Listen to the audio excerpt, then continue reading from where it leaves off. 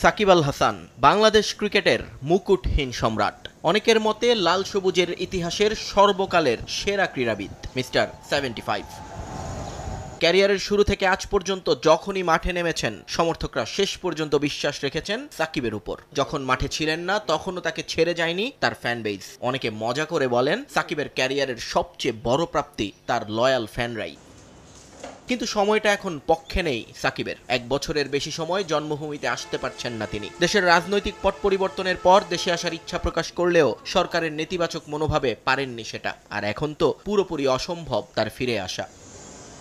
যদিও এসবের ধার কখনোই ধারেনি সাকিবের সমর্থকরা। চরম বৈরী সময়েও তারা বারবার সাকিব সাকিব চিৎকারে প্রকম্পিত করেছেন দেশের বিভিন্ন স্টেডিয়ামের আকাশ বাতাস। ব্যানার প্ল্যাকার্ড নিয়ে এসেছেন মাঠে, কিন্তু সেখানেই বাধে বিপত্তি। নিরাপত্তা কর্মীদের রোষানলে পড়তে হয় তাদের। সাকিবের নামাঙ্কিত ব্যানার প্ল্যাকার্ড কেড়ে নেওয়া হয় হাত থেকে। অভিযোগ ছিল, ব্যানার নিয়ে ঢুকতে চাওয়ায় অনেকেই শারীরিকভাবে লাঞ্ছনারও শিকার হয়েছেন স্টেডিয়ামের গেটে। যেন সরকার এবং বিসিবির সাইলেন্ট এক নিষেধাজ্ঞা চলছিল সাকিবের উপর। যদিও প্রতিবারই এ বিষয়ে নিজেদের কিছুই করার নেই বলে আত্মসমর্পণ করত বিসিবি কর্তারা।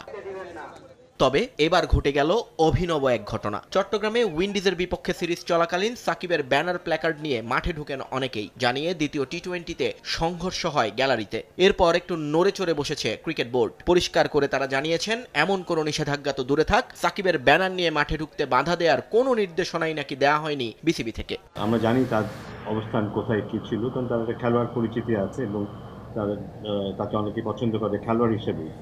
হয়তো রাজনীতিতে তার অবস্থান নিয়ে বিভিন্ন রকমের কথা আছে এবং থাকবে, এটা স্বাভাবিক।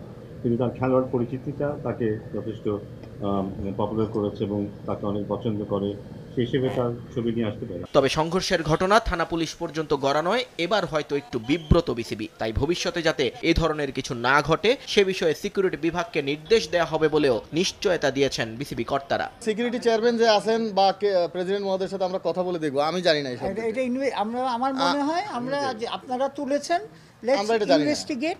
হ্যাঁ, কারণ আমি জানতামও না যে এটার কথা। লেটস ইনভেস্টিগেট করে আমরা পরে জানতে পারবেন। চট্টগ্রামের ঘটনায় স্টেডিয়াম থেকে 6 জনকে আটক করেছিল পুলিশ। পরে মুচলেকা দিয়ে 3 জনকে ছেড়ে দেওয়া হয়েছে বলে জানিয়েছেন তারা। বাকি 3 জনকে আদালতের আদেশে পাঠানো হয়েছে কারাগারে।